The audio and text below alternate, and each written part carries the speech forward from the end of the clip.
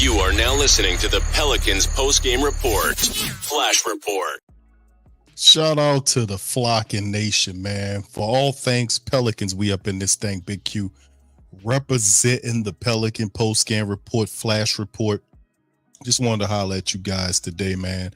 Few things shaking for the Pelicans. We'll have some reports later on in the week as well, in the live stream on Friday with the call-in section, as we'll be covering the Pelicans during this time. And it's a feeling, man.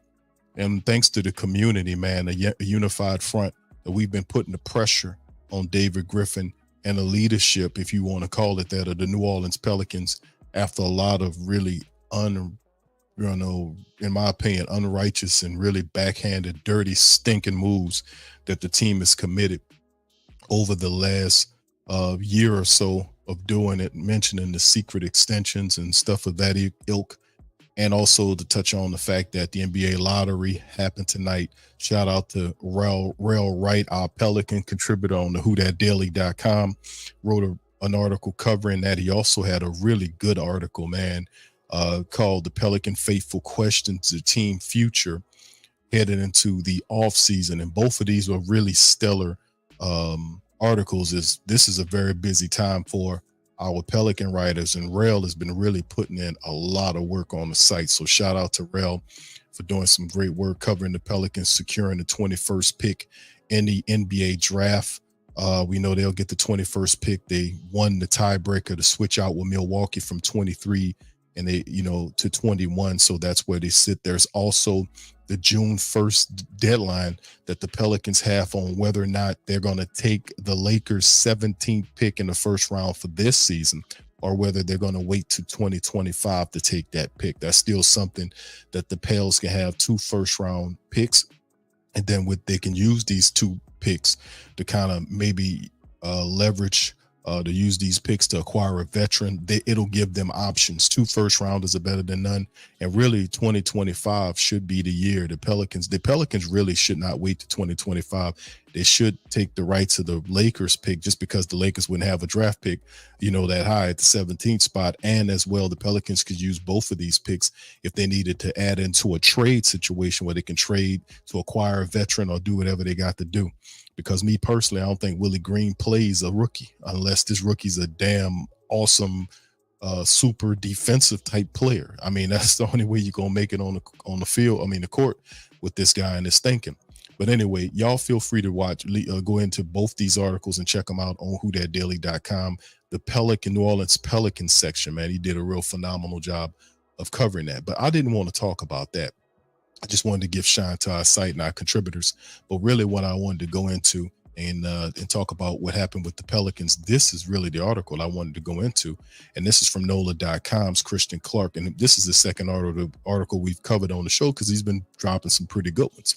And what he was saying pretty much was the Pelicans made big changes to the medical staff, and here's why they had success. And this is type of the things that we were talking about the Pelicans moving forward. Like, man, some of this stuff is kind of commonsensical, But anyway, let's kind of delve into this article right here. Y'all hit the like button for me and the share button as we get going. And 2 seasons before the Pelicans, and 2 seasons before the New Orleans Pelicans 23 and 24 campaign, Zion Williamson and Ingram missed a combined 199 games between those guys. Crazy. Their struggles to stay on the court factored into the Pelicans' decision to make what they call significant changes to the medical staff. This happened last summer. Now, Aaron Nelson, who's the guy who came over from Phoenix, who had this world-renowned resume of really helping players stay healthy, who in 2019 was hired as the vice president of player care and performance and development. He was the first hire that David Griffin had when he took the job, was given an advisory role. So they didn't fire him. They just made him underneath Amy Atmore, who was really she did a splendid job. So shout out to Amy Atmore. We're going to see if we could try to get Amy on the show and have her to talk about her impact, because she had an impact of what happened with the Pelicans this year. Now, they brought in Amy. She's a physical therapist and director of rehabilitation. Now, Atmore is the director of performance and sports science. She's the director of performance and sports science. Daniel Bove and head athletic trainer Tommy Maystadt worked with general manager Trajan Langdon to make the day-to-day medical decisions. That's a positive. The results of that restructuring were positive. Williamson played 70 games, the most in his NBA career.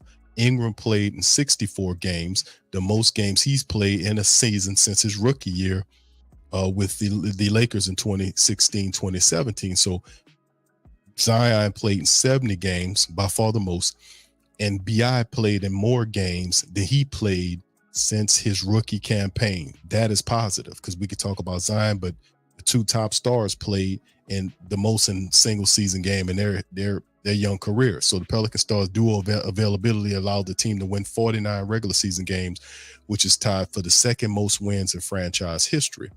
And then this is what Willie Green had to say about it. He says, I think it started at the top. Coach Willie Green said it started with Executive Vice President David Griffin, who started with Trajan having conversations with our performance and medical about ways we could do better. That's the goal. In order to give ourselves a chance, our guys have to be healthy on the floor. So he said they did a tremendous job this season of communicating with each other with the additions, making sure they address the situations right away, making sure all the guys are comfortable with what they were doing in the medical performance side. And they saw results. They were healthier. Now, Green hired as the Pelicans coach in July of 21, and his first 2 years on the job, get this, Ingram and Williamson played in 12 games together. He missed all of the 2022 season with a broken right foot. A hamstring injury knocked him out in the final 53 games of the 22-23 season. Now, Ingram, he missed 27 games in 21-22 with an assortment of injuries. He was sidelined for 37 games in 22 and 23, and 29 of which were a result of a left toe injury. Now, Ingram kicked the back of a Memphis Grizzlies player foot in November of 2022. The Pelicans labeled the injury as a left toe contusion and said Ingram was day-to-day, and he missed 29 consecutive games on day-to-day, a stretch in which New Orleans squandered its strong start of the season. And then in October, Langdon said the Pelicans previously didn't have a physical therapist on staff. Players told management they were interested in working with someone who fit that description.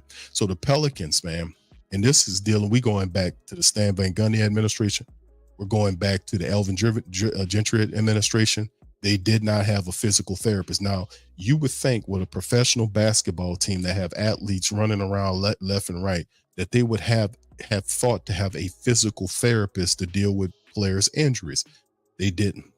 To me, and maybe just me commonsensically, because I'm a common sense person, how is that not a thing? How do you not have a physical therapist? Hell, you should have at least 2 of them on the staff.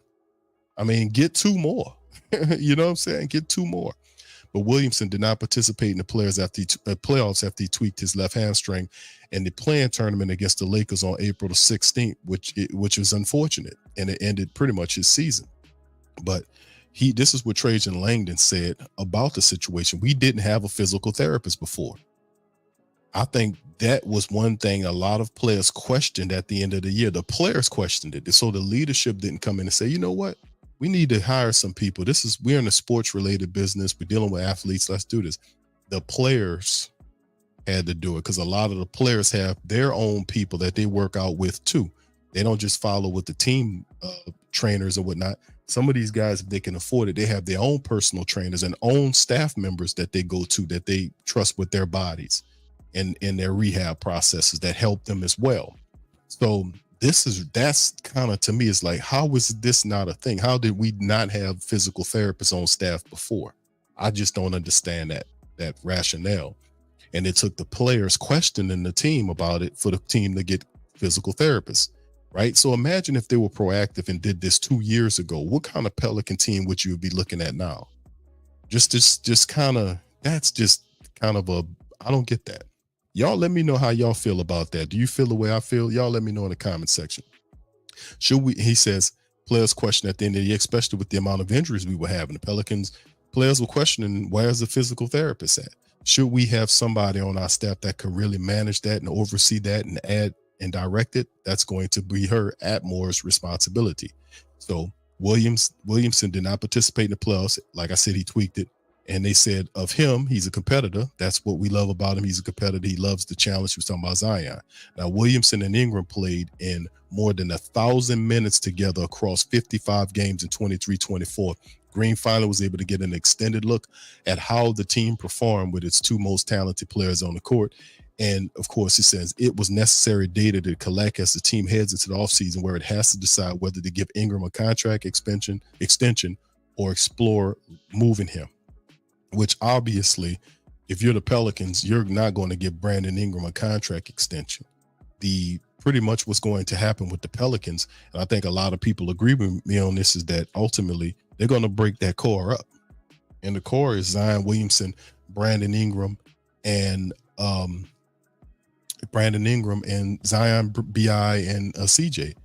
Now, ultimately, that's what's going to end up happening. Now, BI might go first, but eventually CJ is going to follow too. Maybe not this year, maybe next year. Who knows? But at the end of the day, when you're breaking up the core, that's what it is. And you got to reform another core. And guys, because it's a timeline, guys like Trey Murphy have to step up into those spots. And you had a window to win. And with BI contract coming up, you got Trey Murphy behind him who, in my opinion, fits better because he's a shooter and he's more than just a shooter. He used to be a shooter, but Trey's really, his defense is better. He's attacking the basket when he pulls the ball down, and he's gotten taller and he's gotten more aggressive.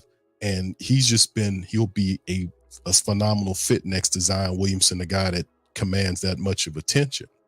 But there are many options going on in teams that are looking to possibly trade for Brandon Ingram. And there are a lot of teams who could be at play in trading for Brandon Ingram. This is an article right here from Bleacher Report that's talking about teams that could be interested in Brandon Ingram, and it's just, here's some of the reports indicating here from Mark Stein saying sure to be a topic in Chicago this week as the front office execs and scouts and coaches and agents gather for that usual pre-draft frenzy of on-court drills and all this kind of stuff that's coming up, and the growing belief league-wide that the Pelicans aggressively explored the trade market for BI.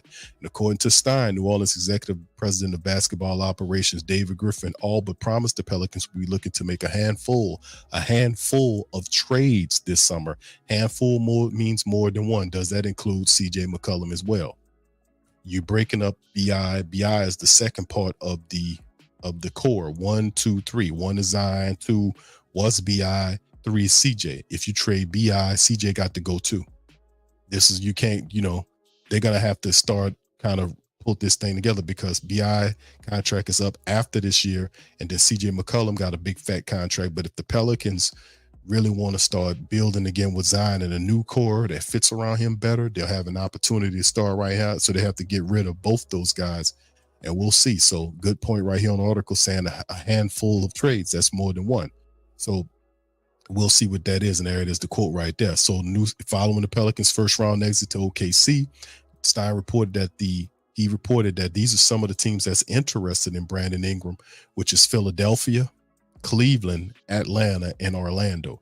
Those are some of the teams that are interested and have been linked to interest with BI, according to Mark Stein. So we'll see. BI his average was low, still averaged 21 points a game, almost 6 assists with over 5 rebounds. And he, during the playoffs, he was hurt and wasn't all of that, but we know he was banged up during the series. He wasn't 100%. So with that being said, it's still his age is still a positive. He's still known as a 20-plus scorer of the game, and he can be a good complement to a team. Like he would be a really nice fit with Philadelphia. It's just they don't have any assets that we want. If you want Brandon Ingram, I'm thinking we might need to get Tyrese Maxey out of you. We don't want Joel Embiid because of the injuries, but there is no other person that we would want to take from Philadelphia. You know what I'm saying? He would be a good fit there, but there's nothing we want from there. Cleveland is a team. There are some people that we like. I don't know about Darius Garland. He got a massive contract, but could Darius Garland be a guy? I don't know about him. Spider is another guy that they talked about. Is another guy that's there. Who else is there? Jared Allen was another guy that was tied to Cleveland, and we've been kind of thinking about Jared Allen as a center, but do you do that for BI? What about the point guard position? So there's a lot of stuff going on. And of course, Atlanta has two. I mean, whether you like Trae Young, who's very expensive, or DeJounte Murray, who I think would probably be a better fit in terms of contract and all this kind of stuff. But, when David Griffin, when he likes to put these trades together, he likes to swing for the fences.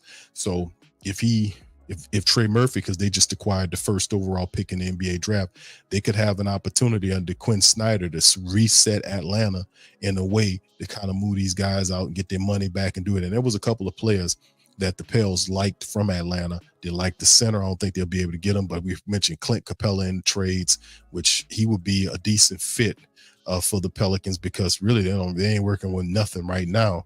So the older Clint Capella, I don't know. They like the backup center, but I don't know if you'll be able to get. I don't think they're releasing him. And then Orlando have a treasure chest of different players. If Orlando is really something, they have a lot of talent that you can look at. I know my dog DC talk about Isaac there as well. I don't think him thrown in the trade, and perhaps one of the other players that they have, maybe the Wagners. I don't know, one of the other players, somebody mentioned Suggs and all that kind of stuff. So depending on what you're looking at from Orlando, they have a lot of interesting players there that the Pelicans, man, could utilize. You get what I'm saying? They are really interesting. But if you're looking for star power, man, Atlanta might be the fit. But then again, intrigues me Orlando and how serious they are about acquiring BI to take that next step. And plus it sends him to the Eastern Conference, and the majority of the teams you see there are Eastern Conference teams. So it's no reason why we're seeing that trend. But anyway, this is some of the stuff I just wanted to touch on in this episode of the Pelican Post-Game Report. I wanted to kind of spotlight and give Amy Atmore a shout out for what she did with the Pelicans, being a physical therapist. I also asked Trajan Langdon and David Griffin to add another one. If one physical therapist did this much work for us in 1 year, maybe we should get two of them, and shit, we might not ever have injuries. I'm just messing with you, but we need to consider, getting better at that, man, if we want to keep these players healthy, man. All right. So anyway, with that being said, fam, I'm gonna get out on that. Listen, this week we're gonna kick in and start the channel memberships for the Pelican Post Game Report.